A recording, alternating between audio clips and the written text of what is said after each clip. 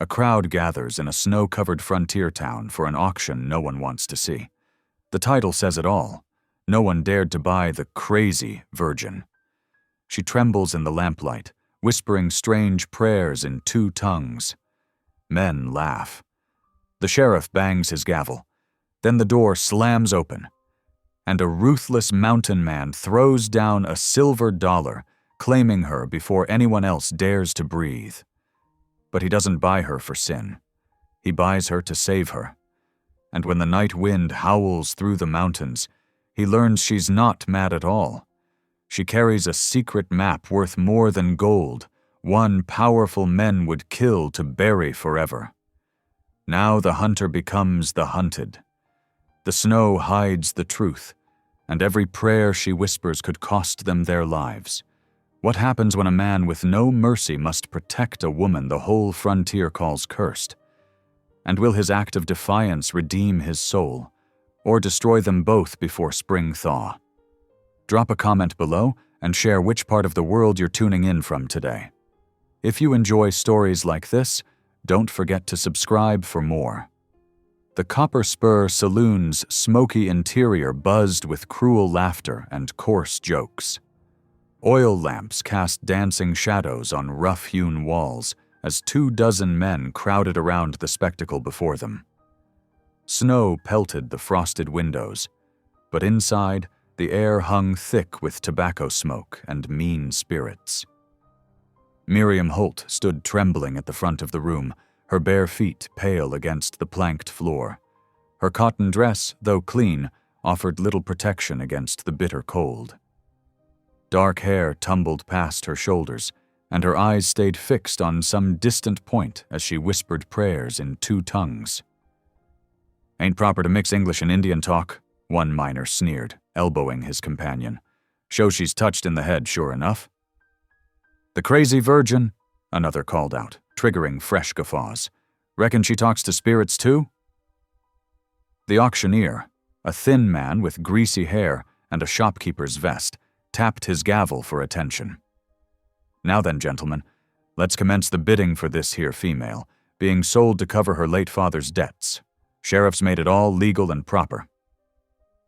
He gave Miriam an appraising look that made her shrink further into herself. "Starting price is $5. $3! Shouted Joel Tanner, a rancher whose breath reeked of cheap whiskey. He lurched forward, steadying himself on a chair. "And that's being generous for damaged goods." More laughter rippled through the crowd. Miriam's lips moved faster, switching between English prayers and melodic Ute phrases. Her shoulders hunched as if expecting a blow. The saloon's bat-wing doors creaked open, letting in a blast of frigid air and swirling snow. The man who stepped through filled the doorframe with broad shoulders and a dangerous quiet. Thaddeus Kane moved with the fluid grace of a predator, his scarred face and steel-gray eyes marking him as someone who'd seen too much killing. The room grew noticeably quieter as he made his way to the bar. Even the drunkest patron recognized the well-worn colt on his hip wasn't for show. The bartender wordlessly slid him a glass of whiskey, which Kane ignored. $4, called another voice, and the bidding resumed, though more subdued now. $4.50. $5 even. Kane's jaw tightened as he watched Miriam flinch at each shout. Her prayers grew more urgent, but her voice remained soft, dignified even in her distress. He'd seen enough auctions in his time as a bounty hunter. Cattle, horses, mining claims. But this was different. This was wrong. $6, Tanner slurred, leering at Miriam. "And I got plans for making her earn every cent." Before anyone could raise the bid, Kane's voice cut through the noise like a knife. $1 silver. He pulled the coin from his pocket and let it ring against the wooden bar top. "Pure silver. Worth 20 paper dollars, easy." The saloon fell silent. Men shifted uncomfortably, avoiding Kane's cold stare. Even Tanner took an unsteady step backward. The auctioneer licked his lips nervously. "Well, now that's a generous offer, Mr. Kane. But might I inquire as to your intentions with the girl? Kane's expression didn't change, but his voice carried deadly promise. Feed her. Let her be. Now see here, Tanner protested, but fell quiet when Kane's gaze settled on him. Any other bids? The auctioneer asked quickly. When no one spoke, he brought down his gavel with obvious relief. Sold to Mr. Kane for $1 silver. Kane crossed to where Miriam stood, shrugging off his heavy buffalo coat. With surprising gentleness, he draped it around her shoulders. She stiffened at first, then clutched the warm fur closer, her prayers finally falling silent. Come on, he said quietly, positioning himself between her and the crowd. Time to go. Miriam glanced up at him, really seeing him for the first time. Fear flickered in her eyes, but something else too, a flash of hope, quickly hidden. She nodded once and fell into step beside him.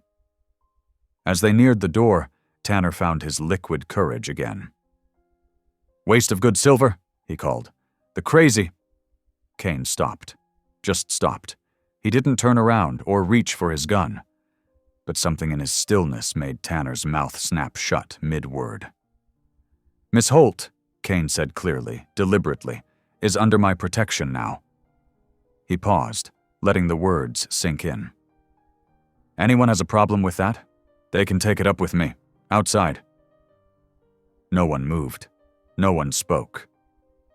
Kane guided Miriam through the doors and into the swirling snow, leaving behind a roomful of men who suddenly found their drinks very interesting. The wind hit them like a physical blow as they stepped onto the street. Kane kept his body angled to shield Miriam from the worst of it. His buffalo coat engulfed her small frame, the fur dark with falling snow. Thank you, she whispered, her voice barely audible above the storm. The Lord sent you to help me, didn't he? Kane didn't answer immediately. He'd stopped believing in divine intervention long ago after watching his wife die in his arms. But looking at this brave, broken girl who still clung to her faith despite everything, maybe there was something to it. Let's get you somewhere warm, he said instead. Can you walk in this snow? Miriam nodded, then gasped as Kane suddenly swept her up in his arms. Your feet are bare, he explained gruffly. No sense risking frostbite. She weighed almost nothing, light as a bird in his arms. The contrast between her delicate frame and his battle-scarred hands wasn't lost on him. How many men had he hunted down for bounty?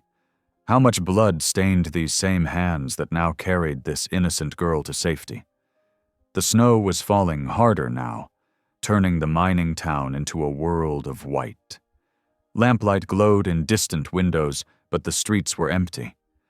Everyone with sense was inside, waiting out the storm. Miriam huddled closer in his coat, her prayers a soft murmur against his chest. English and Ute words mingled together, and Kane found himself listening to the rhythm of them, like some ancient song of survival. He'd come to Silver Cross Junction tracking a man who owed him money. Instead, he'd found something else entirely, a debt of a different kind. A chance maybe to balance some of the red in his ledger. As they made their way through the deepening snow, Kane felt something shift inside him. He'd bought this girl's freedom with a single silver dollar, but somehow he knew the real price would be much higher. And for the first time in years, he was ready to pay it. The storm raged on around them, but in that moment, wrapped in buffalo fur and carried in strong arms, Miriam's prayers finally held a note of peace. And though Kane would never admit it, the weight of her trust felt like the beginning of redemption. The wagon's wooden wheels crunched through fresh snow as Thaddeus helped Miriam climb onto the bench seat. Her movements were hesitant, like a spooked deer ready to bolt. The iron lantern swayed from its mount, casting dancing shadows across her face beneath his buffalo coat. "Here," Thaddeus said, reaching beneath the seat. He pulled out a cloth-wrapped bundle and offered it to her. "Bread and jerky. Reckon you're hungry." Miriam's eyes darted toward the darkness beyond the lantern's glow. Her fingers trembled as she accepted the food, but she didn't eat. Instead, she clutched it in her lap and began whispering, fragments of prayer mixed with flowing Apache words that made no sense to him. Thaddeus clicked his tongue, and the horses started forward. The wagon creaked as it began the slow climb up the mountain road. Fresh snow covered the wheel ruts, making the going treacherous. He kept the team to a careful walk, mindful of the steep drop-offs hidden in the darkness. The quiet gave him too much time to think. Memories of Sarah rose unbidden, her smile, her laugh, the way she'd loved tending their little garden. And then the raiders came. He'd been tracking a bounty, gone too long. By the time he returned, Thaddeus gripped the reins tighter, his knuckles white. That guilt had driven him deep into these mountains, away from people and their messy lives. Yet here he was, with a frightened girl beside him, heading back to his sanctuary of solitude. The wagon rounded a bend, and through the falling snow, dark shapes loomed. The abandoned Holt homestead stood silent, its windows blank eyes staring into nothing. The roof had partially collapsed, and the front door hung crooked on its hinges. Beside him, Miriam went completely still. Her prayers stopped mid-word as she stared at the ruined house. For a long moment, only the creak of harness leather and the soft thud of hooves broke the silence. "He died here," she whispered finally, her voice barely audible above the wind. The words held such weight, such finality, that Thaddeus felt them like physical things. The blizzard was worsening. Wind-driven snow stung his face, and the horses were struggling to keep their footing. Up ahead, he knew of a deep gulch that would offer some shelter. They wouldn't make it to his cabin tonight, not in these conditions. "Hold tight," he told Miriam, guiding the team off the main trail. The wagon tilted alarmingly as they descended into the gulch, but the strong mountain horses kept their feet. At the bottom, the wind dropped considerably, blocked by the high walls of the ravine. Thaddeus tied off the reins and jumped down, his boots crunching in the snow. He helped Miriam down, noting how she seemed to weigh nothing at all. While she stood wrapped in his coat, he unhitched the team and set up a makeshift shelter using a tarp stretched between the wagon and a stand of pine trees. The horses would be fine. They were used to mountain weather and had heavy winter coats. He gave them each a measure of grain and made sure they had access to the creek that ran through the gulch, its surface still unfrozen in places. Under the tarp's protection, Thaddeus quickly built a small fire. The flames caught readily in the dry pine needles and twigs, sending welcome warmth into their shelter. He spread a blanket near the fire for Miriam and sat down on his bedroll, keeping a respectful distance. The long night settled around them. Snow continued to fall beyond their shelter, but here in the gulch they were relatively protected. The fire popped and crackled, sending sparks up into the darkness. Miriam hadn't touched the food he'd given her. She sat with her knees drawn up, still wrapped in his buffalo coat. Her lips moved constantly in prayer, switching between English and Apache with a fluid grace that spoke of long practice. "Forgive them, Lord," she whispered, her voice carrying clearly in the quiet night. "Forgive the men who stole the water. They knew what they did. They knew." Thaddeus found himself listening, intently. These weren't the rambling prayers of a mad woman. There was purpose in her words, pain and memory woven through them like dark threads in a tapestry. The fire needed feeding. As he leaned forward to add more wood, The flames illuminated Miriam's face. Her eyes were focused on something far away, but they were clear. Present. Whatever burden she carried, whatever truth she knew, it hadn't broken her mind. It had shaped it. "The water rights," she continued softly, as if speaking to the fire itself. Father saw the papers, the changed numbers, the diverted creek. Her voice trailed off into Apache words, but the pattern was the same. A litany of wrongs remembered, of justice denied. Thaddeus had heard rumors about Samuel Holt's death. Found in his ruined home, they said, raving about corruption and stolen water. The town wrote it off as madness, a man broken by drought and poverty. But looking at Miriam now, hearing the precision in her prayers, he began to wonder. He'd seen enough of the world to know how power worked in these mountains.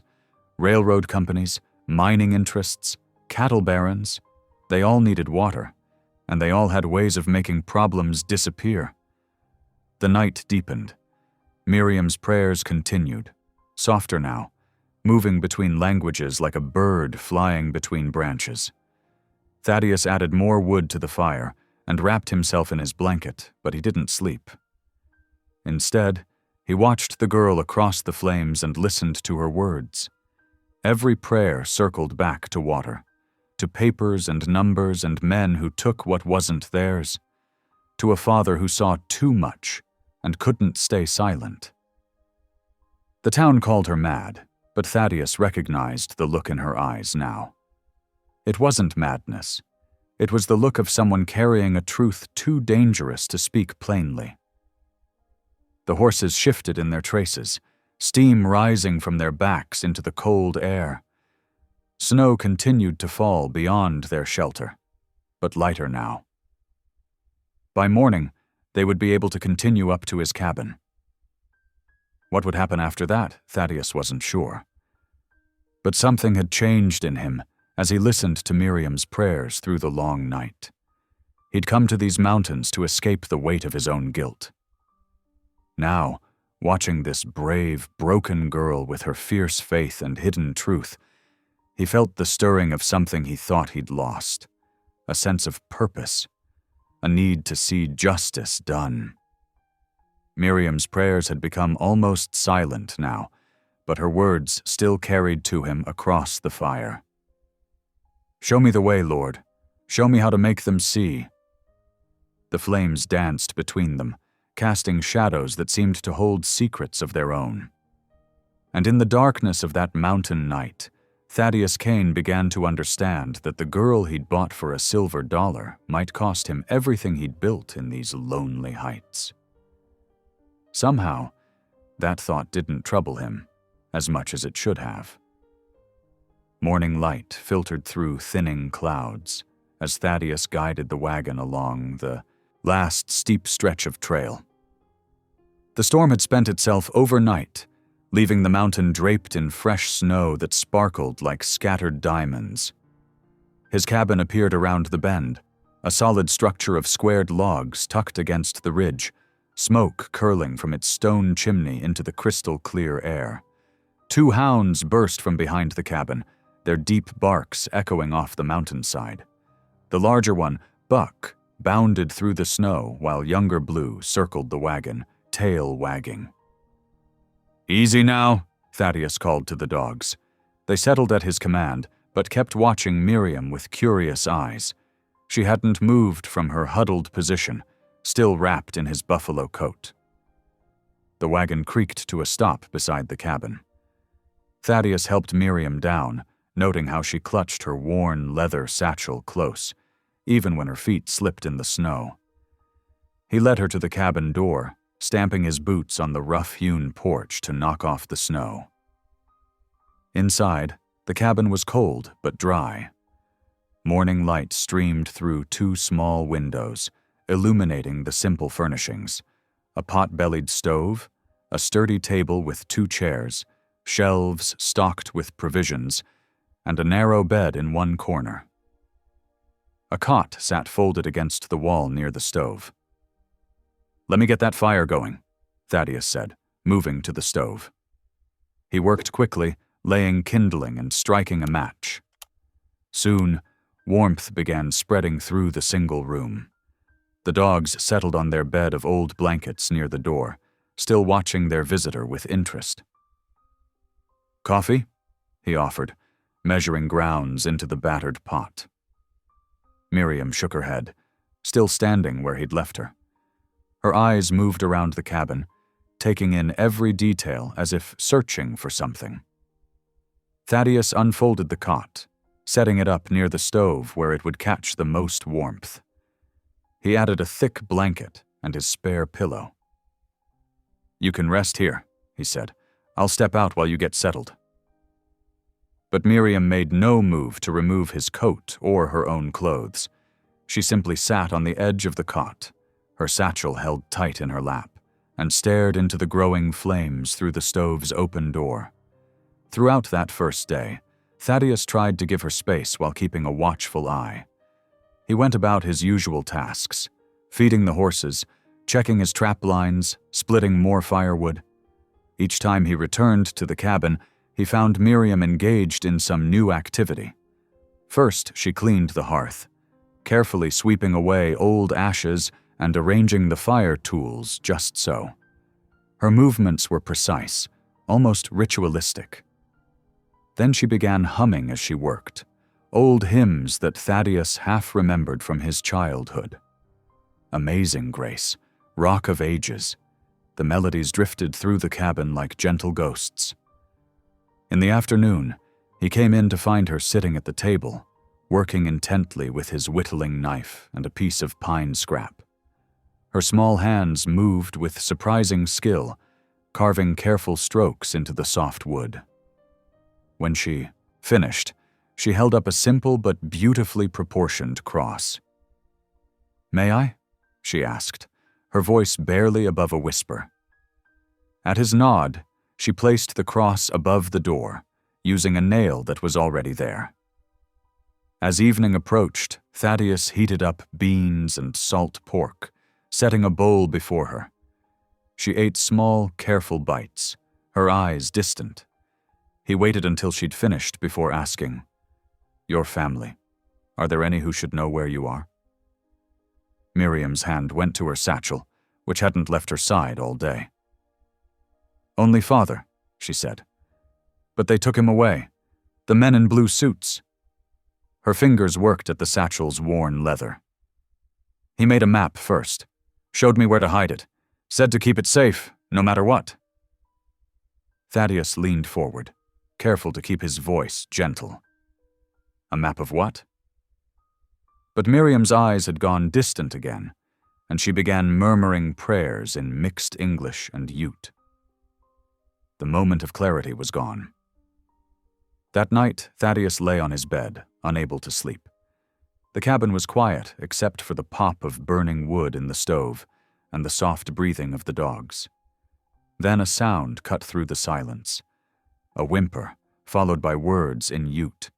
He turned to see Miriam thrashing on her cot, still fully dressed, her satchel clutched to her chest. "No," she cried out, switching to English. "They'll come for the wells, Father, the wells!" Thaddeus moved quickly to her side. "Miriam," he called softly, "wake up. You're safe here." Her eyes flew open, wild with fear. For a moment she stared through him, still caught in her nightmare. Then awareness returned, and she pulled away, pressing herself against the wall. "It's all right," he soothed, keeping his distance. "No one's coming here. You're safe." Slowly, her breathing steadied.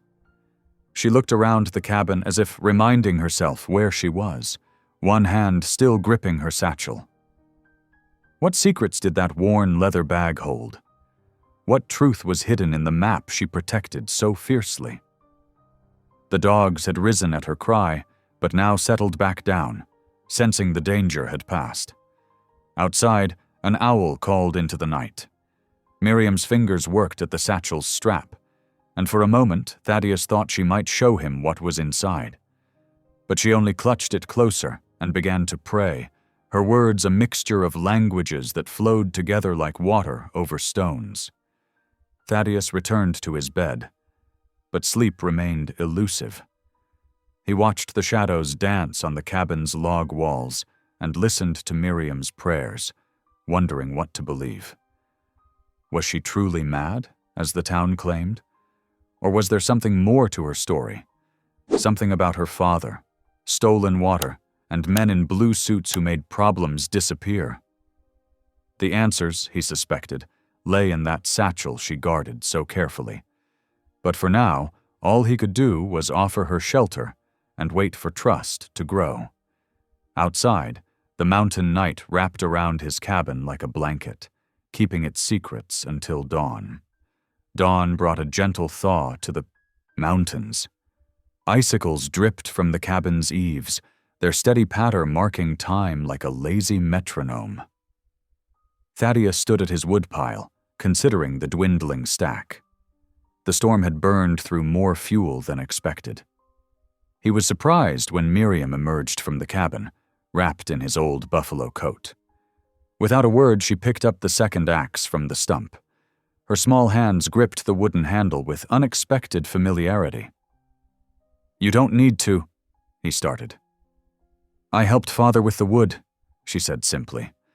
Her voice was clearer this morning, steadier. She positioned a log on the splitting block and swung the axe down. The wood split clean. Thaddeus watched her work, noting her sure movements. This was no helpless girl, despite what the town believed. They worked side by side in the crisp morning air, their breaths forming clouds, the rhythmic thunk of axes filling the small clearing. After an hour, Thaddeus leaned his axe against the stump. "I need to ride down to town for supplies," he said, studying her reaction. "Will you be all right here alone?" Miriam nodded, still focused on her work. "The dogs will watch over me," she said. Then she looked up, meeting his eyes directly for the first time. "Be careful in town. They have eyes everywhere." The warning sent a chill through him that had nothing to do with the mountain air.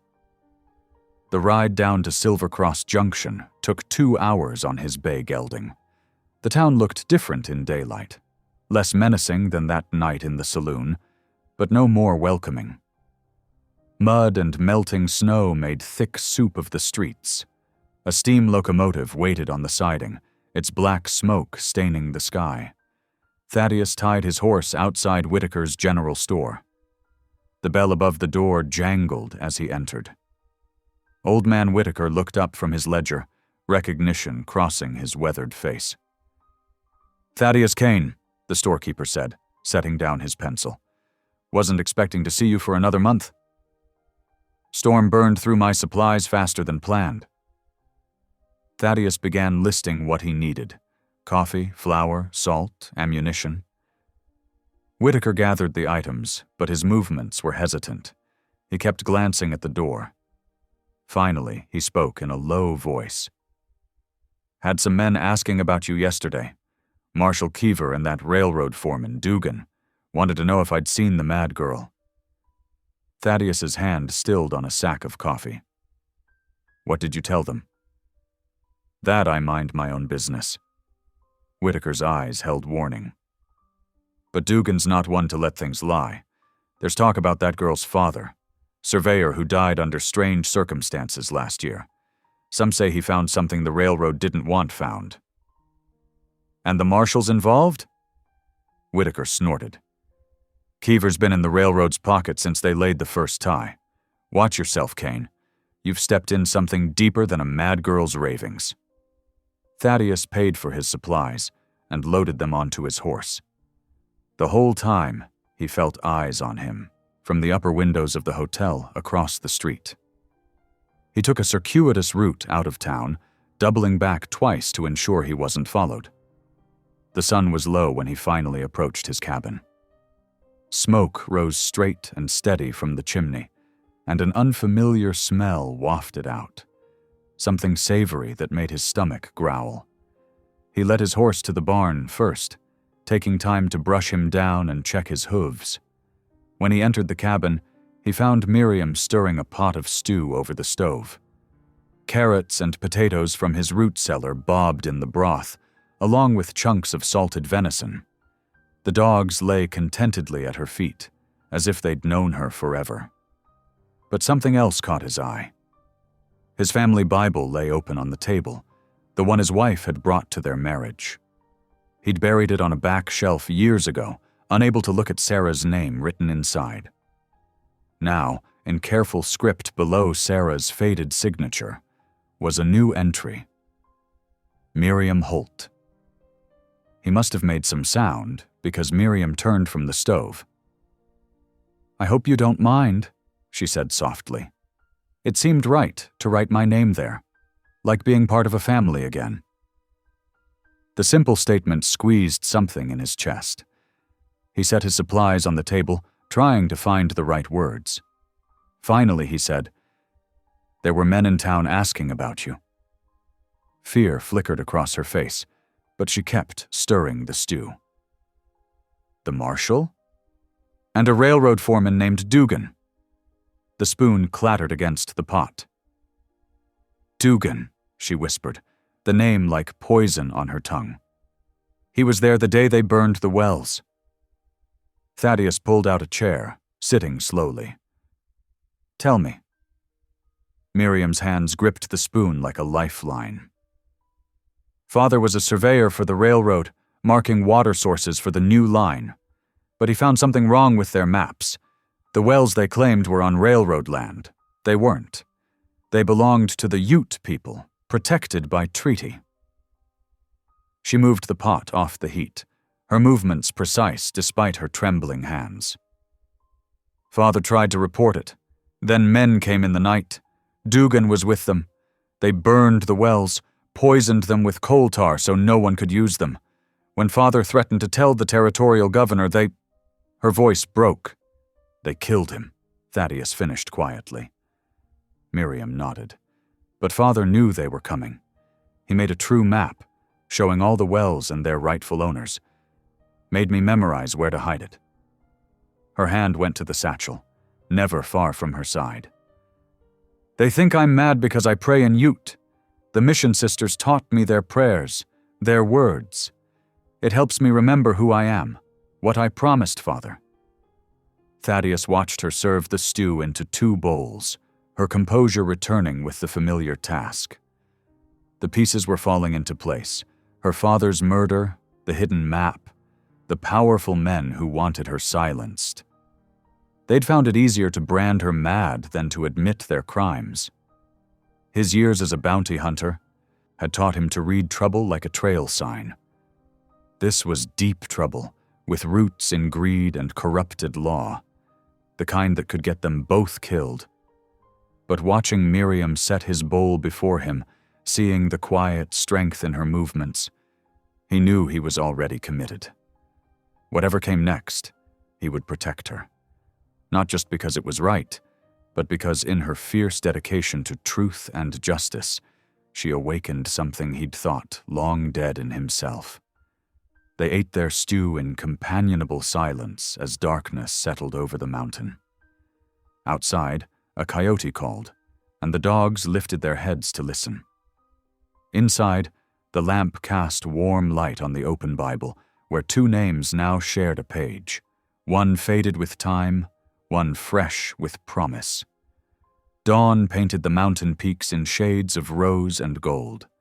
Thaddeus stood on his cabin's porch, coffee cup warming his hands as he watched the sun climb.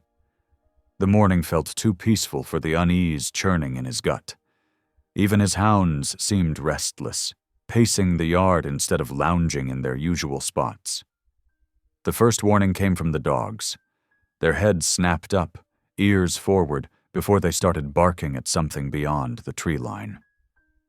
Thaddeus set his cup down, one hand moving to the rifle propped against the doorframe. 2 riders emerged from the pines, their horses' hooves crunching through patches of lingering snow. Thaddeus recognized Marshal Keever by his silver badge, catching the morning light. The other man, shorter and broader, wore a railroad man's coat and carried himself with the entitled air of someone used to getting his way.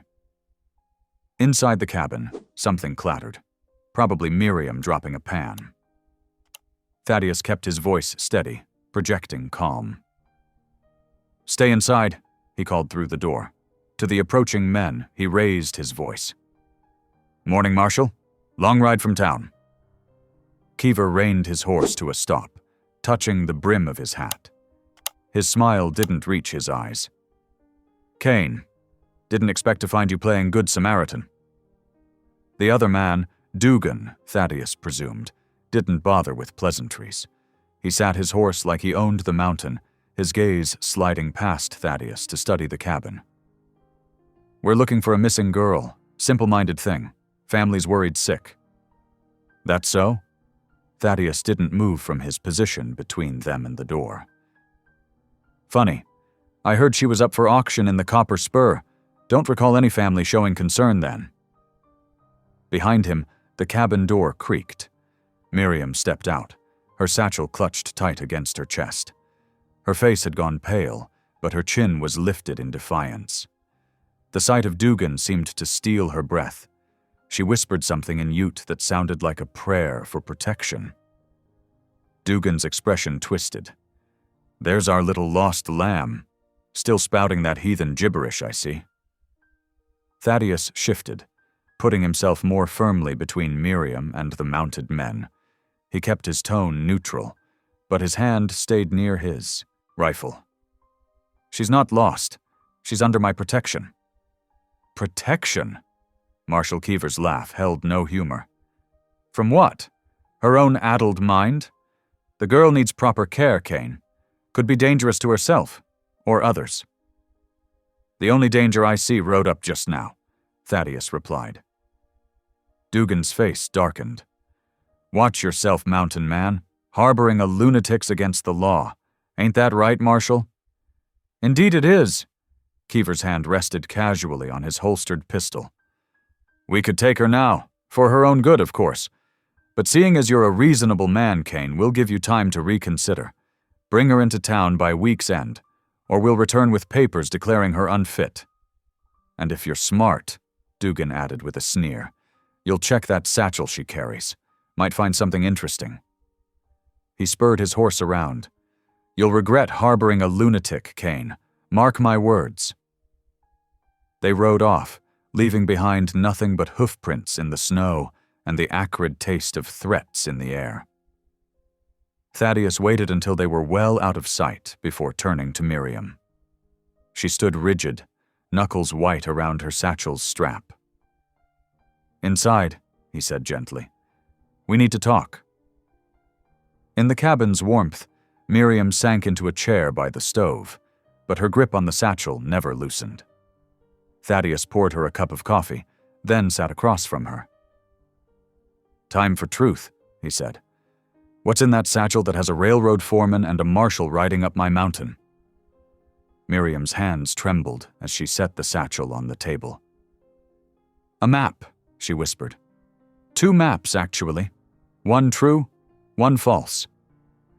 She drew out 2 rolled papers, handling them like holy relics. "Father made them before they killed him." Thaddeus unrolled the first map carefully. It showed the territory between Silver Cross Junction and the Ute Reservation. Springs, creeks, and wells marked in precise detail. The second map covered the same area, but showed different water sources entirely. "Father worked as a surveyor," Miriam explained, her voice growing stronger. "First for the Ute Agency, then for the railroad. He knew every water source in the territory. When the railroad started claiming wells on Ute land, he noticed the discrepancies." She pointed to several marks on the true map. "These wells here, they're protected by treaty, but the railroad diverted them, then claimed they were never there to begin with. And the false map, their cover, they forced Father to draw it, but he made this one first." She touched the true map reverently. "He knew what they'd do to him, made me memorize where to hide it, said someday someone would listen." You tried telling the Indian agent?" Miriam's laugh held no mirth. "That's when the madness started. They said my ravings about stolen water were signs of a broken mind, said Father's death drove me insane. The more I insisted on the truth, the more they claimed I needed to be contained. Everything clicked into place. Her desperate prayers in 2 languages, the way the town dismissed her as crazy, the powerful men determined to silence her. They'd built their lies on stolen water and a dead man's forced betrayal, using her supposed madness to discredit any truth she might speak."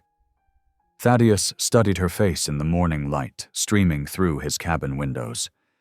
He saw no madness there, only grief, courage, and a fierce determination to honor her father's sacrifice.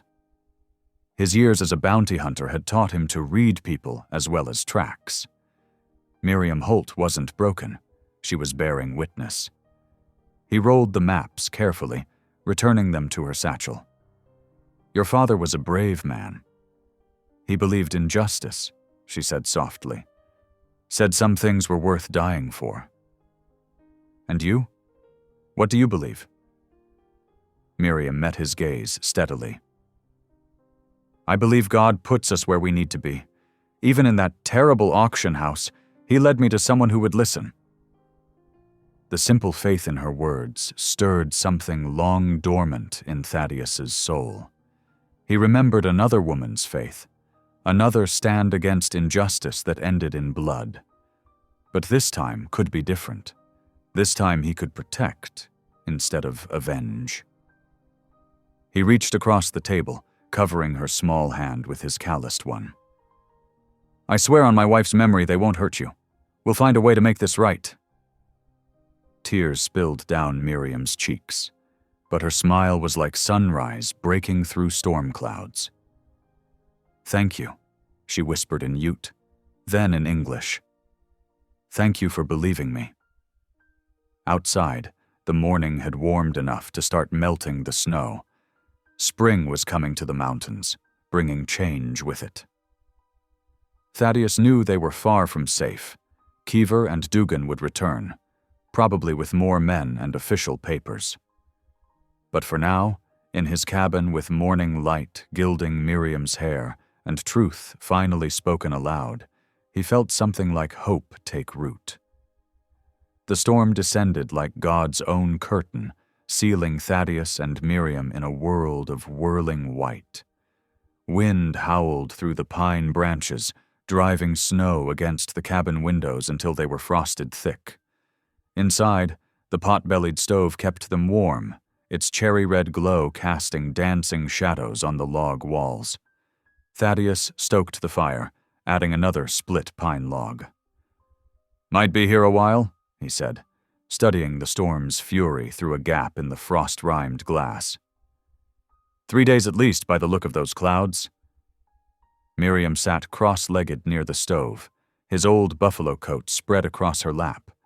Her nimble fingers worked a bone needle through the torn leather, mending a long rip with careful stitches. "The Lord provides shelter from the storm," she said softly, her voice steady with conviction. He watched her work, noting how her hands remained sure even when thunder rattled the cabin's bones. The girl who had trembled in the auction house was changing, drawing strength from somewhere deep inside. Her prayers still came in both English and Ute, but they sounded less like pleas now and more like conversation. As evening drew its purple cloak around the cabin, Thaddeus pulled his father's Henry rifle from its place above the door. The brass gleamed dully in the firelight as he set it on the table. "Time you learned to use this," he said. Miriam looked up from her mending, eyes wide. "I never held a gun before." "Then it's past time." He broke the rifle down with practiced moves, naming each part as he cleaned it. "A woman alone needs to defend herself." "I'm not alone anymore," she said quietly. The words hung in the air between them, heavy with meaning. Thaddeus cleared his throat. "Still, knowledge never hurts." She set aside his coat and came to the table, watching intently as he demonstrated loading the brass cartridges. Her fingers trembled slightly when he placed the rifle in her hands, but she listened carefully to his instructions about the lever action and sight alignment. By the time the storm drove them to sleep, she could load and unload with growing confidence. The next 2 days fell into a gentle rhythm. Miriam kept house as if she had always lived there, sweeping the plank floor and hanging herbs to dry from the rafters. Thaddeus split wood and tended the horses in the barn between storms. They shared meals of beans and salt pork, talking quietly in the fire-lit evenings. On the second night, as wind keened outside like lost souls, Thaddeus finally spoke of Sarah. "She was a doctor's daughter," he said, staring into the flames. "Followed me into bounty hunting, against her father's wishes. Said someone needed to patch up the men I brought in." His voice roughened. "Last raid went bad. Ambush. She took a bullet meant for me." Miriam's hand found his across the table. "You still carry her with you?" "In here." He touched his chest. "Like a stone weighing me down." "My father said grief is love with nowhere to go," she replied softly. "But I believe God knows where to direct it if we let him." Thaddeus studied her face in the firelight. "How do you keep such faith? After everything men have done?" "Men failed me," she said simply. "God never has." She told him then about the days after her father's death, when the railroad men burned the wells and called her mad for speaking truth. "I lost faith in justice," she admitted, "but not in mercy. God's mercy brought me here, didn't it?" He had no answer for that, but her words echoed in his mind as he lay awake that night, listening to her soft breathing from the cot across the room. The storm broke on the 4th morning, leaving the world draped in pristine white. Their flour was running low, so Thaddeus saddled his horse for the ride to town. "Bar the door," he told Miriam. "I'll be back before dark." She nodded, already at work kneading the last of their flour into biscuits. The domesticity of the scene made his chest ache with memories of Sarah, but differently now, like an old wound finally starting to heal. The trip to town took longer than expected, the fresh snow making the trail treacherous. By the time Thaddeus started back, heavy clouds were gathering again. He pushed his horse harder, unease prickling at his neck. The cabin came into view just as evening shadows started stretching across the snow. Something was wrong. The door stood slightly ajar, swaying in the wind. Fresh boot prints marked the snow around the porch, prints too large to be Miriam's. His rifle was in his hands before he fully processed the sight. But a quick search showed the cabin empty, no signs of struggle. Just Miriam's shawl dropped by the door and more boot prints leading away toward the ridge. Thaddeus tracked her easily, following the trail through deep snow. Her prints showed she was barefoot. The thought made his heart clench. What could have driven her out like this? The tracks wound up through the pines, stopping finally at a small clearing near the ridgetop. There she knelt in the snow, face lifted to the sky, hands clasped in prayer. Her lips moved constantly, mixing English and Ute words that drifted away on the wind. She wore only her thin dress, her dark hair loose around her shoulders. Snowflakes gathered like stars in the strands. "Miriam." He kept his voice gentle, approaching slowly. She turned, eyes fever bright. "I heard him, Thaddeus. My father's voice, calling from the trees.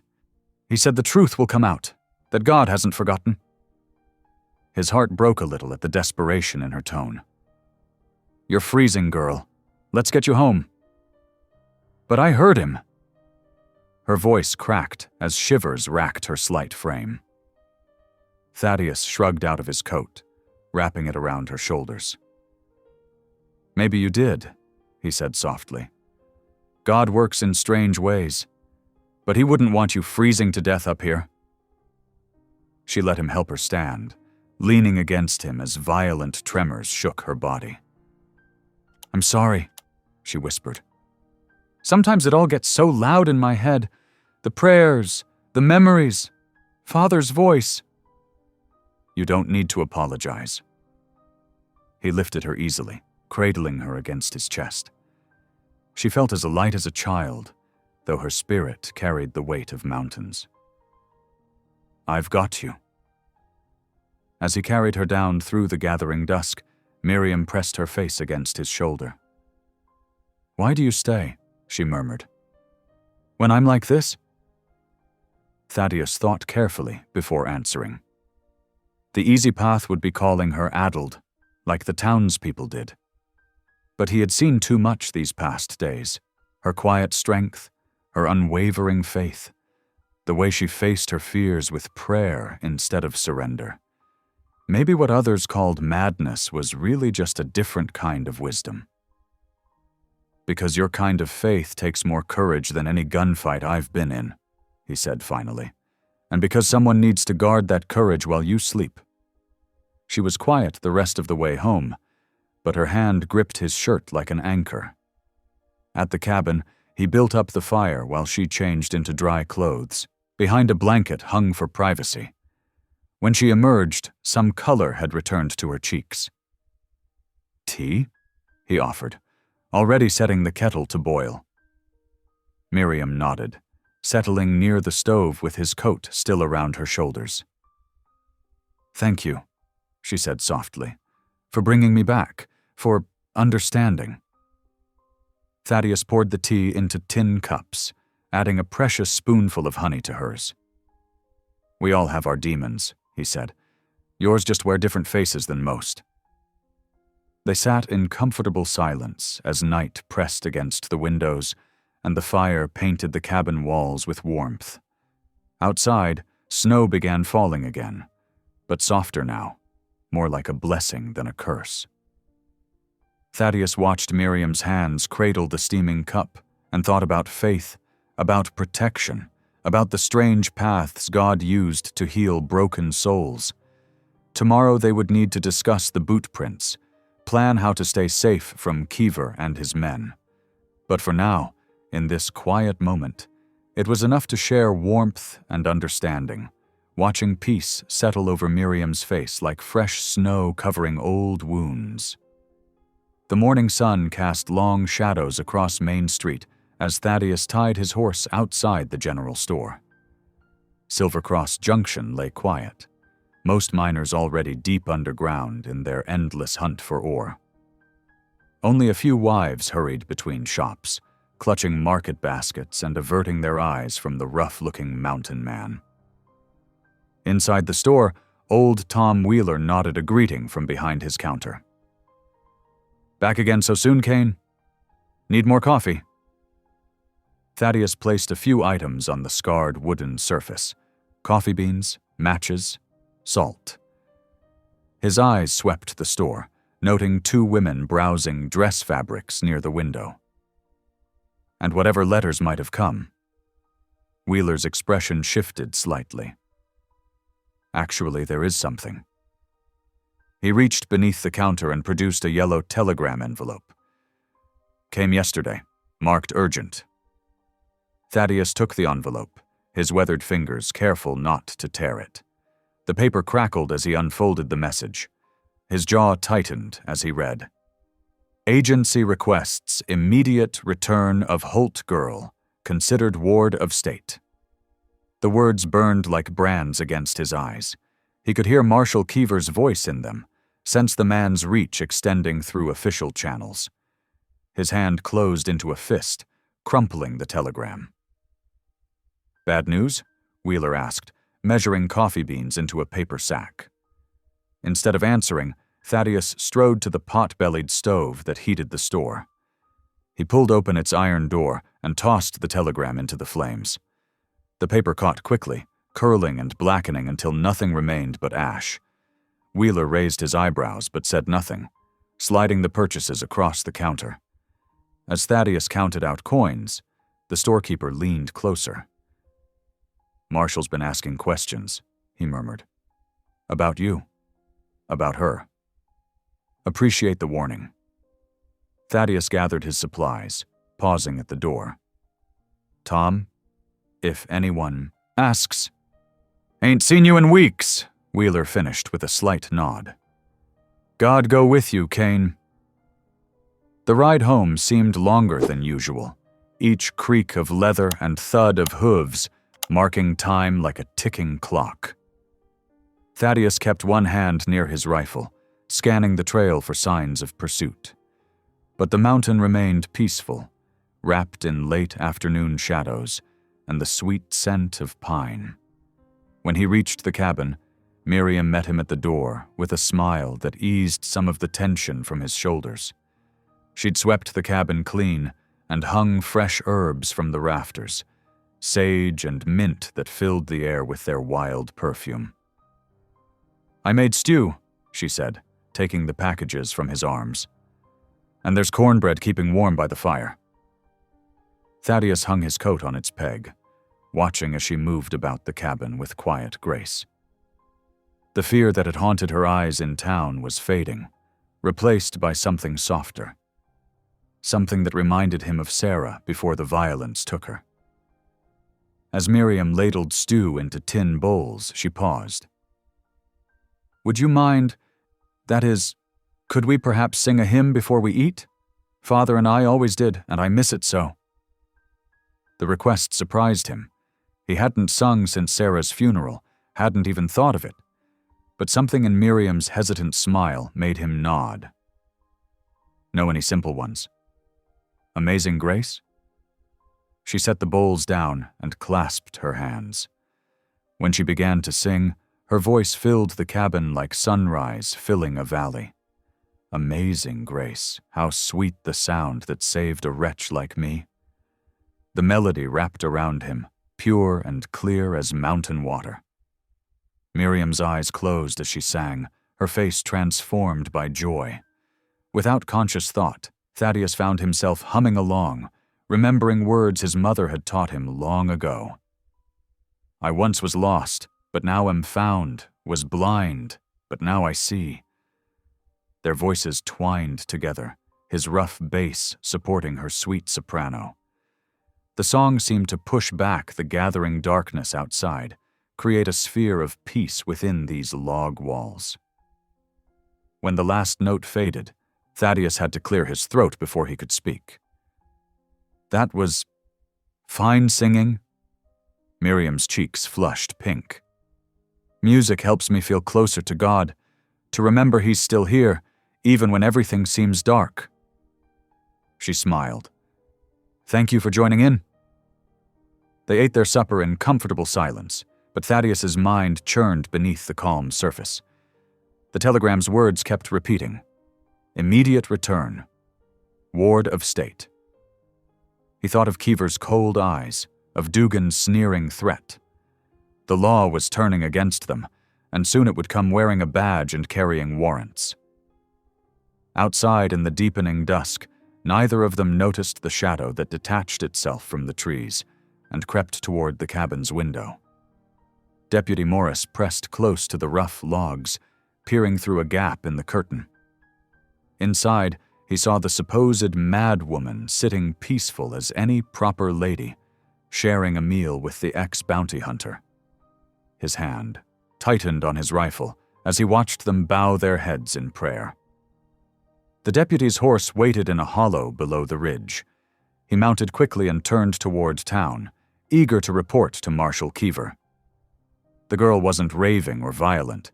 She seemed perfectly sane, which made her father's map an even greater threat to the railroad's plans. Back in the cabin, Thaddeus washed dishes while Miriam dried them, humming softly. The peaceful scene made his coming words harder to speak. But as he hung the dish rag to dry, he knew they couldn't wait. "We need to leave," he said quietly. "First light tomorrow." Miriam's hand stilled on the tin plate she was drying. "The marshal?" "Got a telegram today. They're calling you a ward of the state, demanding your return. He turned to face her. Keever won't stop until he has that map. And once he does, they'll make sure I can't tell anyone what I know. She set the plate down carefully. Where will we go? North, into the high country. I know some places, old trapper cabins where we can lay low until spring. He studied her face. It won't be easy. Cold, rough travel, maybe months of hiding. To his surprise, Miriam straightened her shoulders and met his gaze steadily. I won't let them bury the truth about what they did. To the Ute, to my father, to those lands. Her voice carried the same quiet power it had held while singing. I trust you, Thaddeus, and I trust God to guide our path. Something shifted in his chest, an easing of a burden he hadn't known he carried. He'd been so focused on protecting her, he hadn't realized how her unwavering faith was healing parts of him he'd thought forever broken. Get some sleep, he said gruffly, hiding the emotion in his voice. Pack light, 1 bag only. We'll need to travel fast. While Miriam prepared for bed, Thaddeus checked his weapons and began gathering supplies. Ammunition, dried meat, medical supplies, extra blankets. His old trail skills surfaced as he calculated what they'd need, what they could risk carrying. He spent the night in his chair by the fire, rifle across his knees, watching shadows dance on the walls. Every sound made him tense. A branch creaking, an owl's cry, the wind's moan. But no riders approached, no boots crunched in the snow. Dawn came pale and cold, painting the mountain in shades of pearl and silver. Thaddeus had the horses saddled before first light, their breath steaming in the frigid air. He loaded them carefully, balancing the weight of their supplies. Miriam emerged from the cabin, wearing her warmest dress, Sarah's old coat buttoned tight around her. Her satchel, containing the precious map, was clutched close to her chest. She looked small against the vast white mountain, but her eyes were clear and determined. Ready? Thaddeus asked, helping her mount. She nodded, settling into the saddle. God goes before us, she said softly, and he heard in her voice not fear, but faith. As pink light touched the highest peaks. 2 riders left the cabin, heading north into the wilderness. Behind them, smoke still curled from the cabin's chimney, marking the place where healing had begun. For both of them. Ahead lay uncertainty, danger, and the hope of justice. But for now, they rode together into the dawn, choosing compassion over law and faith above fear. 2 days of hard riding left their muscles aching and spirits tested. The mountain trails wound through patches of ice and deep snow, forcing them to lead the horses on foot through treacherous passages. Thaddeus kept them to the high ground where possible, using ridgelines to spot any pursuit while staying hidden among the pines. Miriam never complained, though her hands grew red and chapped from cold. She walked when needed, prayed while riding, and shared her bread with Thaddeus without being asked. At night they made camp in the shelter of rocky outcrops, keeping their fire small and smokeless. As the sun set on their second day, they crested a ridge and saw the St. Agnes mission below, a weather-beaten chapel with a crooked cross, a small parish house, and a few outlying cabins nestled in a protected valley. Thin smoke rose from 2 chimneys, and a single lantern glowed in the parish house window. I know this place, Miriam whispered, her eyes bright with recognition. Father brought me here once when I was young. The minister's wife, she spoke Ute. Thaddeus studied the building through narrowed eyes. Looks quiet enough, but we can't risk being wrong. Mrs. Lindholm, Miriam said. That was her name. She helped translate for the Ute mothers when the agency doctor came. She turned to Thaddeus, hope clear in her face. She was kind. She'll help us. He considered their options. They needed rest and proper shelter. The weather was turning worse, and their supplies wouldn't last much longer in the high country. Still, he approached cautiously, rifle ready. A tall woman with silver-streaked hair opened the door at their knock. She held a lamp high, its light catching the deep lines around her eyes and mouth, lines that spoke of both laughter and sorrow. "Yes, who comes so late to—" She broke off, staring at Miriam. "Child? Little Miriam Holt?" "Mrs. Lindholm." Miriam's voice trembled. "We need help." The older woman's face softened with compassion. She opened the door wider. Come in quickly, both of you." She ushered them inside, glancing once at the dark valley before closing and bolting the door. The parish house was plain but warm, with a pot of soup simmering on the cook stove and well-worn furniture arranged around a stone fireplace. Mrs. Lindholm took their coats, clucking at how cold they were. "Sit by the fire," she ordered, already moving to pour soup into bowls. "Eat first, then we'll talk." As they ate, Thaddeus explained their situation in low tones, the map, the railroad's crimes, Dugan's threats. Mrs. Lindholm listened without interruption, her weathered, hands folded in her lap. "So that's what happened to John Holt," she said when he finished. "We heard he'd gone mad, but I never believed it. He was too good a man." She reached out to pat Miriam's hand. "Like his daughter." A cry from upstairs interrupted them. Mrs. Lindholm sighed. "That's little Thomas Weber. 4 days with fever now and nothing seems to help. His mother's sleeping. I told her I'd watch him tonight." Miriam set down her bowl. "May I help?" The boy thrashed on his small bed, face flushed with fever. His dark hair was plastered to his forehead, and his breathing came in short, painful gasps. Miriam sat beside him, touching his forehead gently. "He burns so hot," she murmured. Then, to everyone's surprise, she began to sing, a soft, flowing melody in Ute, her voice barely above a whisper. The strange, beautiful words filled the small room. "Akana pinana, sleep like river stones, dream of eagle wings." The boy's restless movements slowed. Miriam dipped a cloth in cool water and bathed his face while she sang, switching between Ute lullabies and English hymns.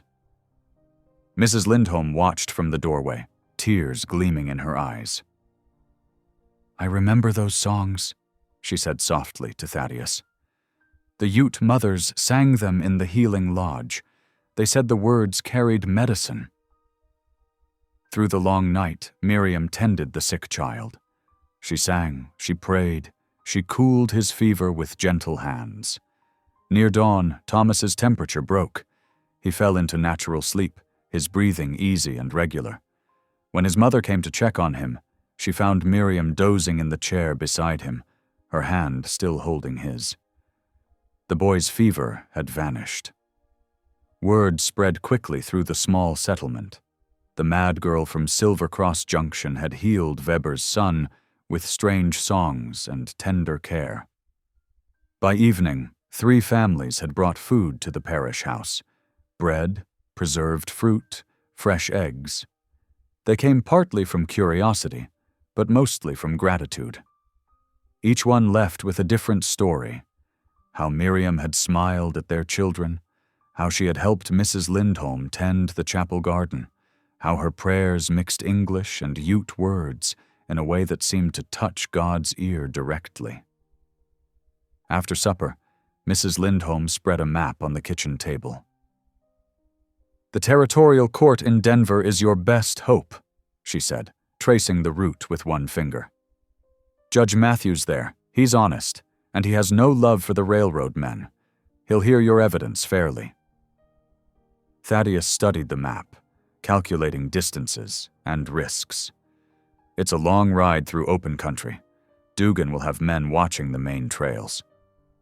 "But it's the only authority strong enough to stop them," Mrs. Lindholm insisted. The local courts are all in the railroad's pocket. Denver is your chance for real justice, for the Ute, for John Holt's memory, for all the farmers who lost their water rights." Miriam touched the map gently.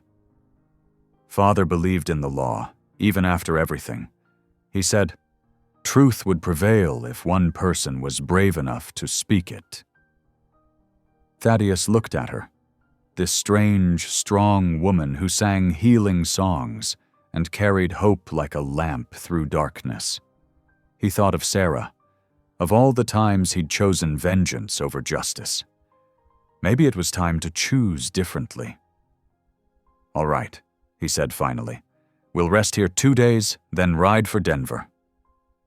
He met Mrs. Lindholm's eyes. "Can you send word to Judge Matthews? Let him know we're coming?" "I'll do better than that." The older woman smiled. "I'll write to his wife. We were schoolgirls together in Wisconsin. She'll make sure he understands the importance of your evidence."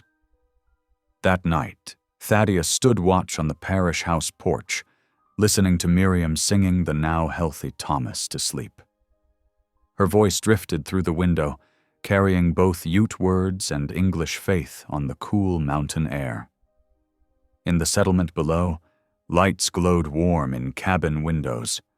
No one watching would have guessed that the woman they had once mocked as cursed was now being called blessed, or that the man who had once hunted bounties was now protecting truth. Mrs. Lindholm joined him on the porch, offering a cup of coffee. "God works in strange ways," she said quietly. "Sometimes it takes a broken law to uphold true justice, and sometimes it takes a gentle heart to heal a hard one." Thaddeus didn't answer, but he felt the truth of her words settle into his soul like snow settling on pine branches, softly, slowly, changing everything it touched. The first pale light of morning painted the mission's weathered walls in soft gold. Mrs. Lindholm stood at the door, her silver hair catching the dawn as she pressed a small leather-bound Bible into Miriam's hands. "It was my Carl's," she said softly. "He always said the word travels best in company." She turned to fetch a cloth-wrapped bundle of fresh bread, still warm from the morning's baking. Thaddeus checked the cinch on their horses one final time, his movements careful and practiced. His rifle rested in its scabbard, close at hand. The morning air bit sharp and clean, carrying the scent of pine and wood smoke. "Much obliged for the shelter," he said, touching the brim of his hat. "And for sending that letter to the judge's wife." Mrs. Lindholm nodded. "Go with God's speed. The mail coach stops at Fort Garland every Thursday morning. If you ride hard, you can make it by tomorrow." Miriam embraced the older woman, tears bright in her eyes. "Thank you for believing in me," she whispered. "Child, faith sees clearest through love." Mrs. Lindholm squeezed her hands. "Now go. Do what must be done." They mounted up, Miriam tucking the Bible and bread safely in her saddlebags. The horses' hooves crunched through the thin crust of overnight snow as they rode down from the mission. Behind them, Mrs. Lindholm's figure grew smaller until she was just a dark shape against the whitewashed church. The trail wound through stands of aspen and pine, following a creek that ran swift and dark beneath its sheets of ice. Fresh snow had smoothed the landscape into gentle curves, betraying no trace of human passage. The horse's breath steamed in the cold air. "We'll follow the creek down to the valley floor," Thaddeus said, studying the terrain ahead. "Then cut east through." A rifle shot cracked through the morning stillness. Splinters flew from a tree trunk beside them. Before Thaddeus could shout a warning, more shots rang out from the rocks above. "Ride!" he yelled, wheeling his horse around. But another volley of gunfire spooked the animals. Miriam's mount reared, nearly throwing her. Snow flew up in white puffs where bullets struck. Thaddeus recognized the familiar voice of Marshal Keever calling from the rocks.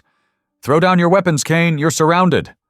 Instead of answering, Thaddeus drew his revolver and fired back, the shots echoing off the canyon walls. "Go," he shouted to Miriam. "Head for the trees."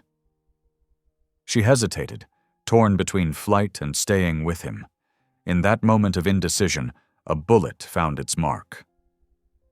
Thaddeus grunted, a look of surprise crossing his face as his left shoulder jerked back. Dark blood began spreading across his coat. "No!" Miriam's scream pierced the morning air. She kicked her horse forward instead of away, reaching for him as he swayed in the saddle. "Please!" he gritted out through clenched teeth. "Run!" But the words came too late. Marshal Keever and his deputies emerged from cover, rifles aimed. Thaddeus tried to raise his revolver again, but his wounded arm wouldn't respond. The weapon slipped from nerveless fingers into the snow. Time seemed to slow as Thaddeus toppled from his horse. The impact drove the air from his lungs. Above him, the sky wheeled in a dizzying arc of pale blue. He heard Miriam calling his name, her voice breaking with fear and anguish. Through dimming vision, he saw her leap from her saddle and run to him. Her small hands pressed against his wound, trying to stem the flow of blood that was already staining the snow crimson. She was praying, mixing English and Ute words in a desperate whisper. "Lord have mercy, heal him, Akana protect." "That's enough of that heathen talk," Marshal Keever growled. He grabbed Miriam roughly by the arm, pulling her away from Thaddeus. When she struggled, he struck her across the face with an open hand. She crumpled into the snow, unconscious. "Careful with the girl," one of the deputies cautioned. "Railroad wants her alive." "She'll live," Keever said coldly, though she might wish otherwise before Dugan's done questioning her about that map. Thaddeus tried to rise, to reach for Miriam, but his body wouldn't obey. The pain in his shoulder had become a distant thing, replaced by a spreading numbness. He watched helplessly as Keever's men loaded Miriam's limp form into a waiting wagon. More hands seized him, dragging him through the blood-stained snow. Every movement sent fresh agony through his wounded shoulder. Someone bound his hands with rough rope, tightening the knots despite his injury. "Shouldn't we tend that wound?" The same deputy who'd spoken before sounded uncertain. "He could bleed out." "Wrap it enough to keep him alive," Keever ordered. "But make sure he stays weak. Kane's got a reputation. I don't want him causing trouble on the ride back." Someone pressed a wadded bandage against his shoulder, wrapping it tight with strips torn from a blanket. The rough treatment sent waves of darkness washing through Thaddeus's mind. He fought to stay conscious, focusing on Miriam's still form in the wagon. Snow began falling as they secured him in the back of a second wagon. Fat white flakes drifted down, catching in Miriam's dark hair where she lay. Her face was pale, marked by a rising bruise where Keever had struck her. "Miriam," he tried to call, but her name came out as barely a whisper. The cold was seeping into his bones now, making it harder to think. Each breath felt like drawing in ice. Through the gathering shadows of his vision, he watched Keever mount up. The marshal's face was hard with satisfaction as he gave the order to move out. The wagons lurched forward, beginning the long journey back to Silver Cross Junction. Thaddeus fought to stay awake, knowing that unconsciousness would leave Miriam alone with these men. But the combination of blood loss, cold, and pain was too much. The darkness pulled at him with irresistible force. The last thing he heard before the world faded away was Miriam's voice. Not her current silence, but the echo of her prayers from the night before. Strange words of healing and hope, drifting like snow on the winter wind. Then even that was gone, and he fell into the void, her name on his lips like a final prayer. The wagon train wound its way down the mountain, leaving nothing behind but trampled snow and blood-stained ice. Above, the peaks stood silent witness, their white shoulders bearing the weight of secrets old and new. And still the snow fell, erasing all trace of the violence that had shattered the morning's peace. Pain dragged Thaddeus back to consciousness. His shoulder throbbed with each heartbeat, and the cold had settled deep in his bones. Through blurred vision, he made out canvas walls rippling in the wind, a large tent lit by a single oil lamp swaying from the center pole. His wrists were shackled to an iron stake driven into the frozen ground. Someone had wrapped his wound with fresh bandages, but the crude doctoring seemed meant to keep him alive for questioning rather than heal him. The metallic taste of blood lingered in his mouth. Outside, he heard the rhythmic pounding of railroad crews driving spikes, punctuated by shouts and the hiss of steam engines.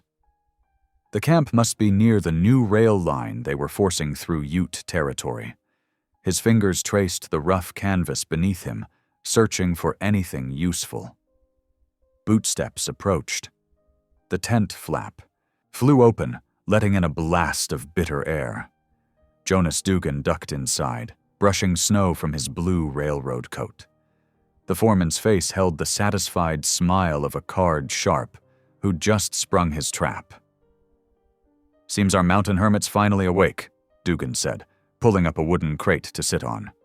"Though I reckon you're wishing you'd stayed in that cabin of yours, Kane, minding your own business instead of meddling in company affairs." Thaddeus said nothing, studying the man who'd caused so much suffering. Dugan was shorter than he'd expected, with clever eyes and professionally clean-shaven cheeks that seemed out of place in a railroad camp. A man who'd chosen power over conscience. "Where is she?" Thaddeus's voice came out as a rasp. "The Holt girl?" Dugan pulled papers from inside his coat. "Safe and sound, heading back where she belongs. See here, official documents from the Territorial Asylum. Been looking for their escaped patient for months." He held up forms covered in official-looking stamps and signatures. Even from where he lay, Thaddeus could tell they were forgeries, too crisp and new for papers that had supposedly been circulating for months. Her father's map is company property, too. Dugan produced another document. Signed over all his survey work before his unfortunate accident, though that addled daughter of his never could accept it. "You murdered him," Thaddeus said. It wasn't a question. Dugan's smile didn't waver. "Careful with accusations like that, friend. Railroad's got friends in high places. Judges, governors, men who understand progress requires sacrifices." He stood, brushing dust from his knees. "Get some rest. Marshal's coming tomorrow to escort you both back to town. Proper trial for you, proper care for the girl. Everyone wins." "Except the Ute," Thaddeus said, "and their water rights."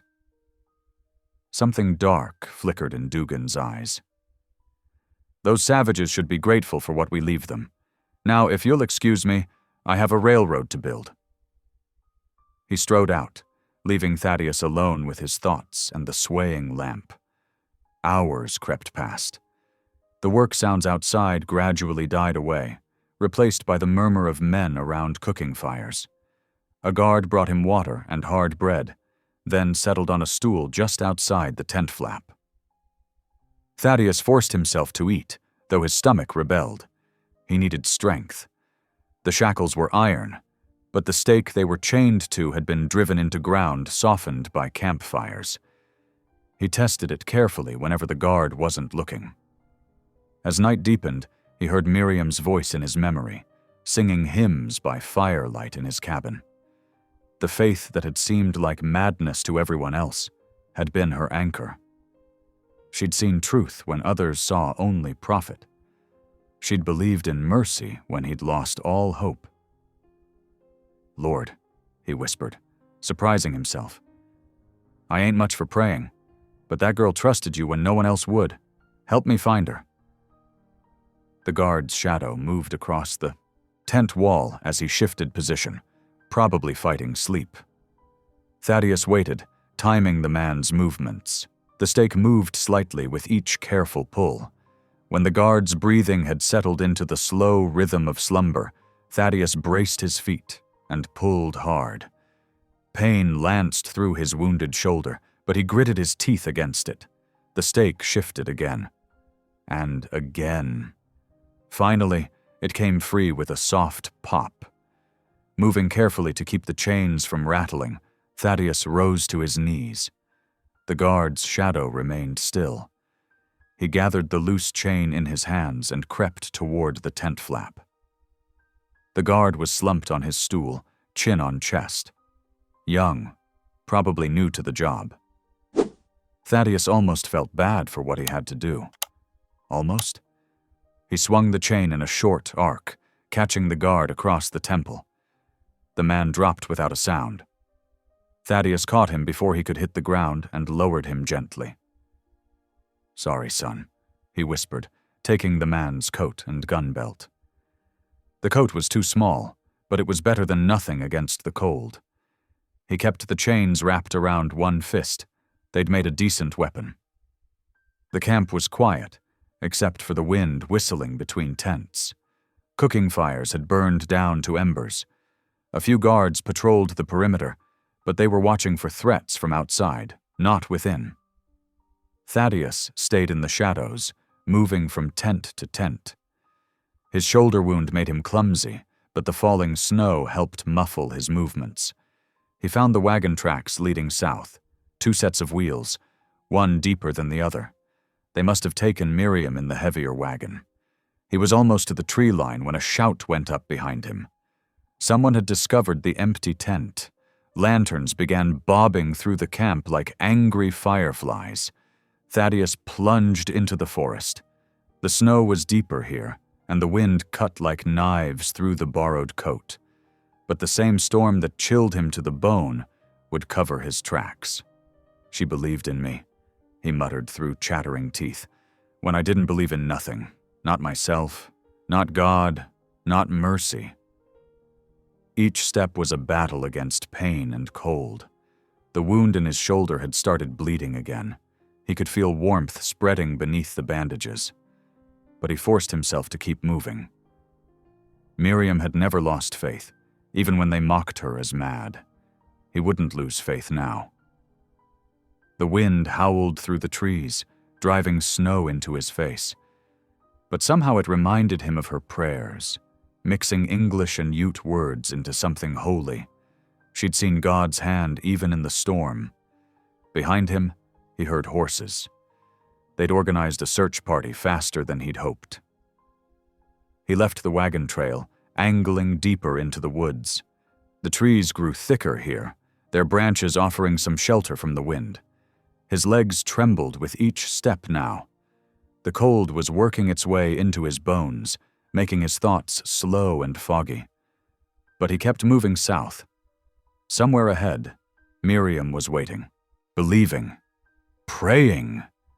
Through the swirling snow, he thought he saw something. A flicker of lamplight. A cabin? A camp? Or just his mind playing tricks as hypothermia set in? The shouts behind him grew fainter. The search party would have trouble following his trail in this weather. But the same storm that protected him now could kill him just as easily. He stumbled on, one foot in front of the other. The chains around his wrists clinked softly, keeping time with his steps like prayer beads. With each breath, he whispered her name. With each step, he reaffirmed his faith, not just in finding her, but in the God she'd never stopped trusting. The wind rose again, and with it came the memory of her voice singing hymns in his cabin, the sound of hope in the darkness, of belief stronger than fear. "I'm coming," he promised the storm. "Hold on, Miriam. Just hold on." And through the curtain of white, he pressed on, following tracks that were fast disappearing beneath the falling snow. Each step was a prayer, each breath a testament to the faith she had awakened in him, faith in mercy, in justice, in the God who watched over mad women and sinners alike. The storm raged on, but in his heart, Thaddeus Kane had found his true north. The bitter wind howled across the railway platform at Bitter Creek Junction, as Thaddeus pressed himself against the station's shadow-dark wall. His shoulder wound throbbed with each heartbeat, but he forced the pain away, focusing instead on the conversations drifting from the nearby ticket office. "Special medical transport," a clerk was saying. "Territorial Asylum sending an escort for some unstable female. Poor thing's been sedated since Silver Cross." Thaddeus's hands tightened on his borrowed rifle. 3 days of tracking through snow had led him here. His clothes were still damp, his boots worn through, but none of that mattered now. "Train leaves at midnight," the clerk continued. "Denver-bound express." The station clock showed 11:30. Thaddeus watched railroad workers loading cargo into the supply car, their lanterns swaying in the darkness. When they moved to the next car, he slipped from the shadows and pulled himself inside, hiding behind stacked crates of mining equipment. The train whistle pierced the night. Steam hissed beneath the wheels as the engine slowly built pressure. Through gaps in the wooden slats, Thaddeus saw 2 men in asylum uniforms escorting a slight figure wrapped in blankets. Miriam's dark hair spilled out from beneath the wrappings as they half-carried her toward one of the passenger cars. "Lord," he whispered, "give me strength to save her." The train lurched forward with a grinding of metal on metal. Thaddeus waited until they'd cleared the station before opening the cargo door a crack. Wind and snow whipped inside as he studied the gap between cars. The medical coach was 4 cars ahead, its windows glowing with lamplight.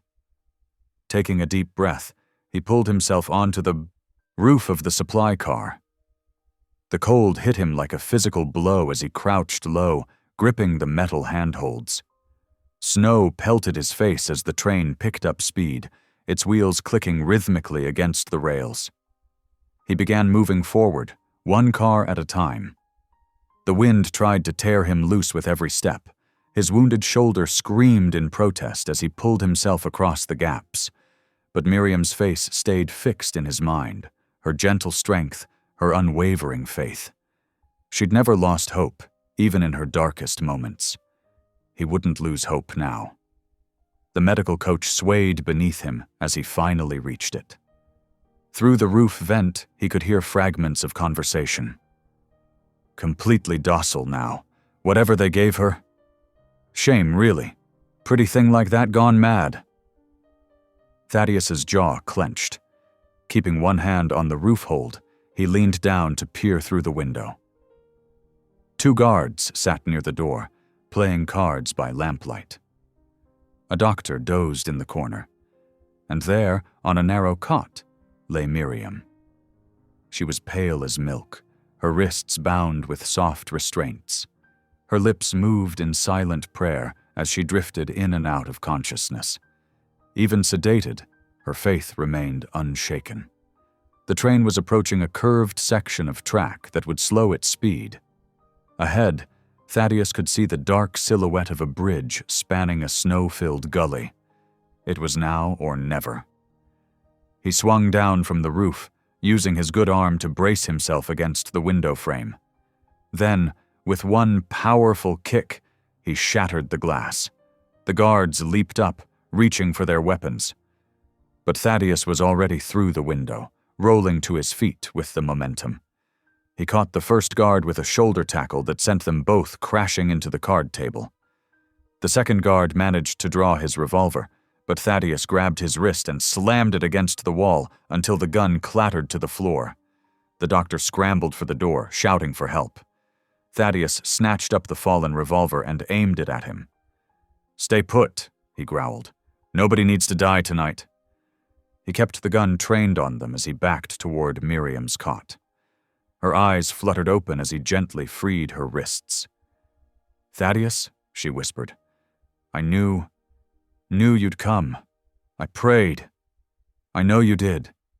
He gathered her into his arms, cradling her against his chest. "Your prayers brought me here." The train whistle shrieked. They were approaching the bridge. Through the broken window, snow swirled in like white feathers. Thaddeus could see the dark void beyond, knew the river valley waited below, filled with deep drifts. "Hold tight to me," he told Miriam. "Don't let go." She wrapped her arms around his neck, pressing her face against his shoulder. Her trust in him was absolute, even now. The bridge loomed ahead. Thaddeus backed toward the window, keeping the gun pointed at the guards. "Stay back," he warned. "Let us go in peace." The younger guard took a step forward. "You'll kill her. Jumping from this height." "The Lord protects his own," Miriam murmured. Thaddeus felt the truth of her words in his soul. 3 weeks ago, he'd been a man without faith, without purpose. Now he held both in his arms. The bridge rails clanked beneath the wheels. Snow whipped through the broken window. Thaddeus took one last look at the men who'd tried to break Miriam's spirit. "She was never mad," he said. "She just saw truths you didn't want to face."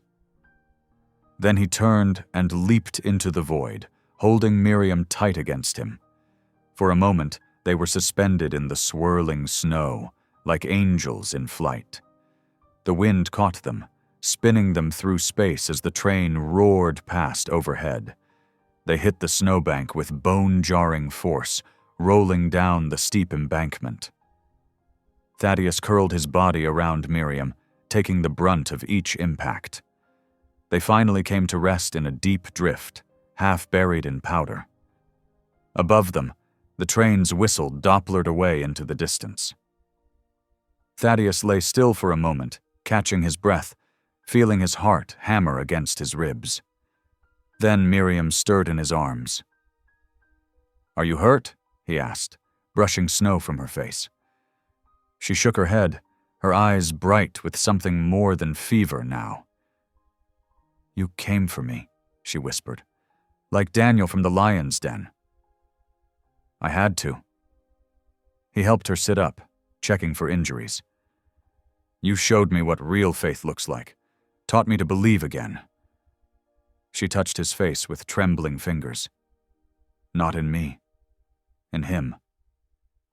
"In both," he said softly. They sat together in the snow as the night settled around them. The train's rumble faded to silence, leaving only the whisper of wind in the pines. Somewhere in the darkness, an owl called, a wild, lonely sound that spoke of freedom. Miriam began to shiver, the drugs still making her weak. Thaddeus shrugged out of his coat and wrapped it around her shoulders, just as he had that first night in the saloon. The gesture felt like coming full circle. "We need to move," he said. "Find shelter before this storm gets worse." She nodded, letting him help her to her feet. They began walking south, following the tree line away from the tracks.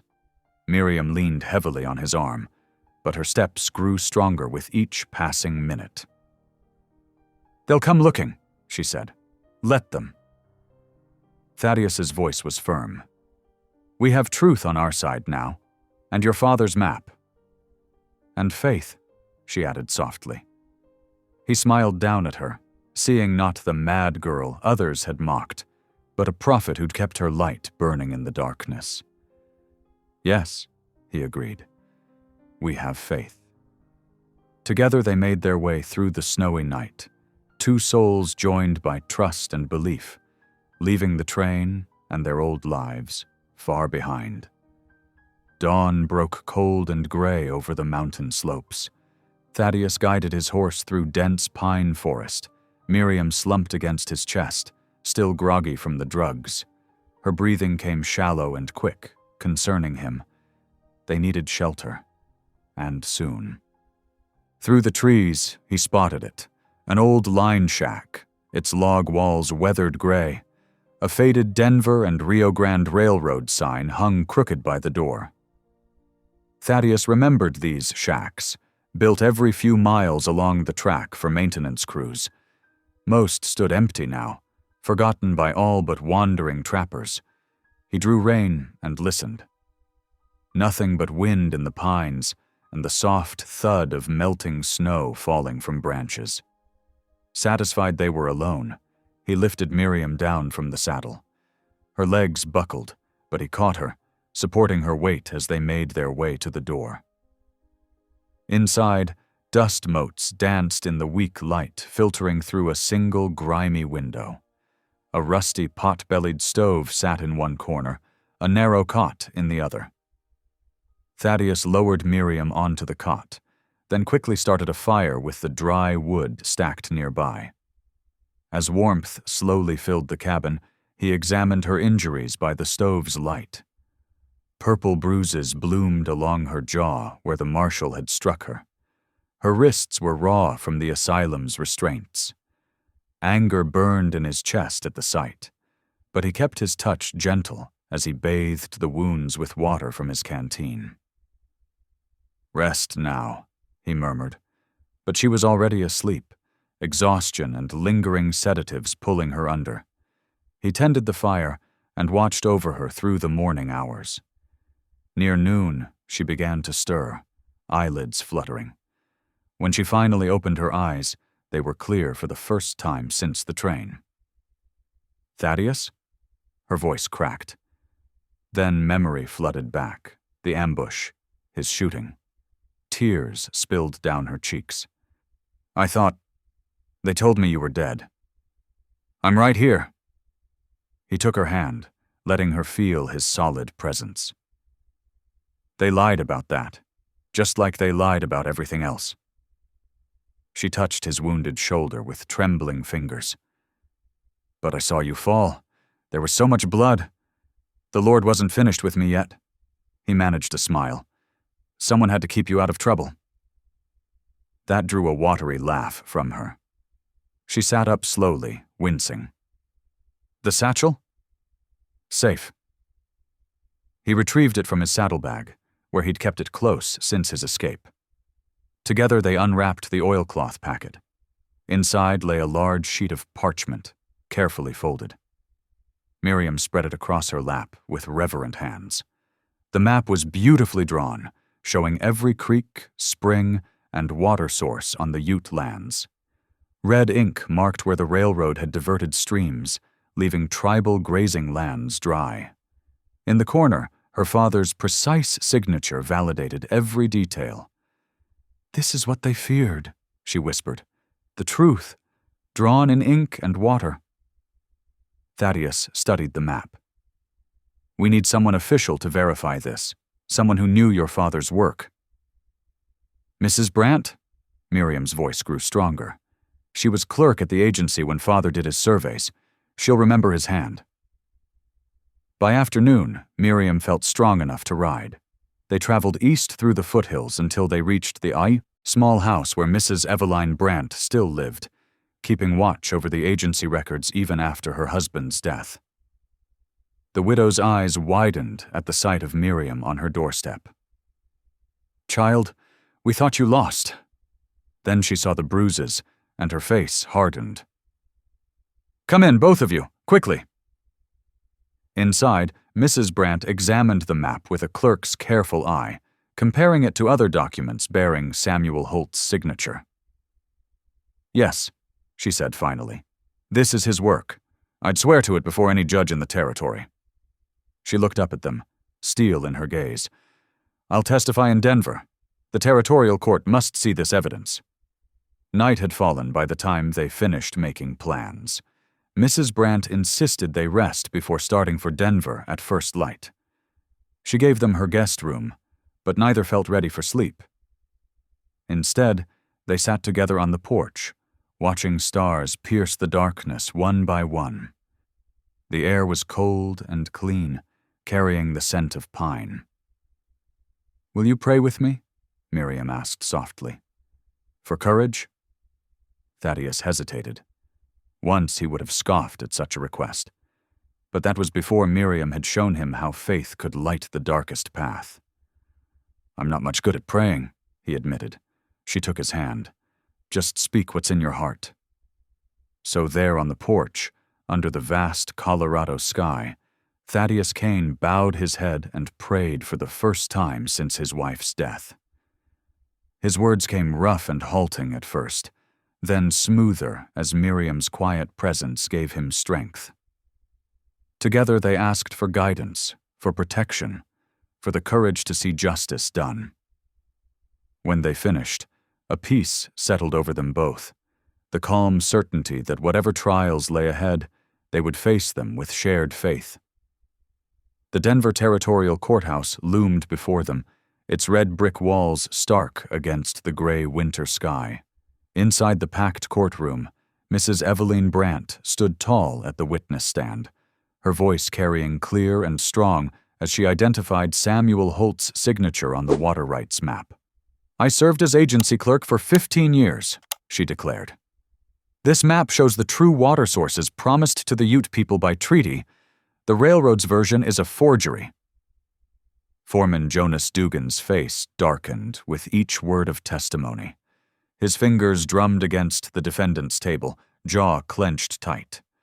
When Mrs. Brandt produced additional documents proving the railroad's deception, he exploded from his chair. "That evidence is company property," he shouted, lunging for the map on the judge's bench. Thaddeus moved faster. In 2 long strides, he caught Dugan's arm and twisted it behind his back, forcing the man to his knees. The courtroom erupted in gasps and shouts as bailiffs rushed forward. "Order!" The judge's gavel cracked like gunfire. "Remove Mr. Dugan from this court!" As the bailiffs dragged the cursing foreman away, reporters scribbled furiously in their notebooks. One young journalist whispered to his colleague, "The Saint of the Wells, that's what we'll call her." The judge's ruling came swift and firm. The railroad would restore all diverted water sources to Ute lands within 30 days. Corrupt officials would face fines and imprisonment. Miriam's name was cleared of all charges. Outside, snow began to fall, dusting the courthouse steps with white. Thaddeus stood at the window, watching the flakes swirl. A peculiar lightness filled his chest, something he hadn't felt since before his wife's death. Peace, he realized.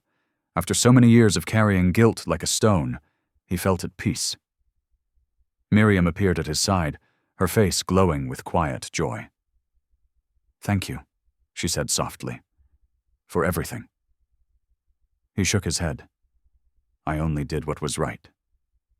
"You bought my life that night in the saloon," she reminded him, "and God gave me yours in return." Her eyes held his, full of gentle understanding. That's how his mercy works, through the hearts of those who choose to help others.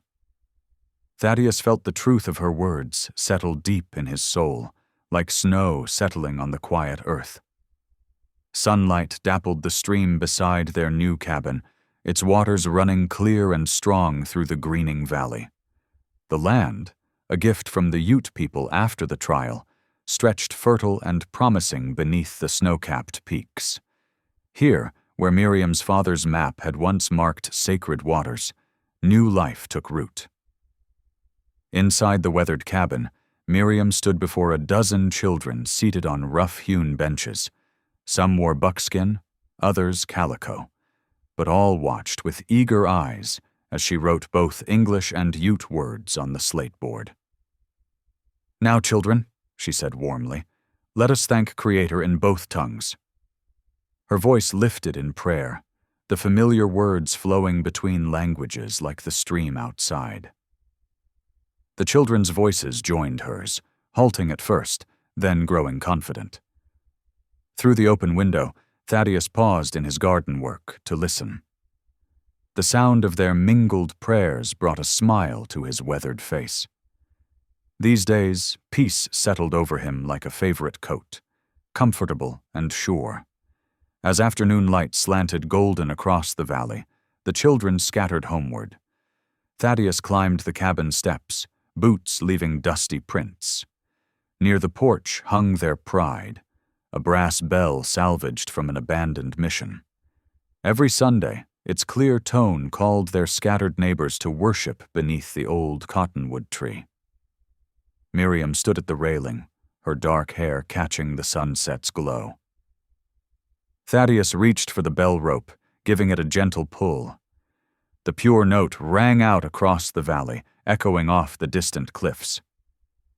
"No one dared to buy the crazy virgin that night," he said softly, remembering the dim saloon and his own desperate gamble. She turned to him, eyes bright with knowing. "Because she wasn't for sale." Her hand found his, fingers intertwining. "Not then, not ever." The bell tolled again in the evening air, carrying across meadows where wildflowers nodded in the breeze. Its song spoke of redemption, of a love that had survived scorn and violence to build something holy. Here in their valley, where water flowed free and children prayed in two tongues, they had found more than shelter. They had found grace. Thanks for tuning in. These stories remind us that life is more than headlines. It's about heartlines. Subscribe if you want more moments that make you pause, feel, and reflect.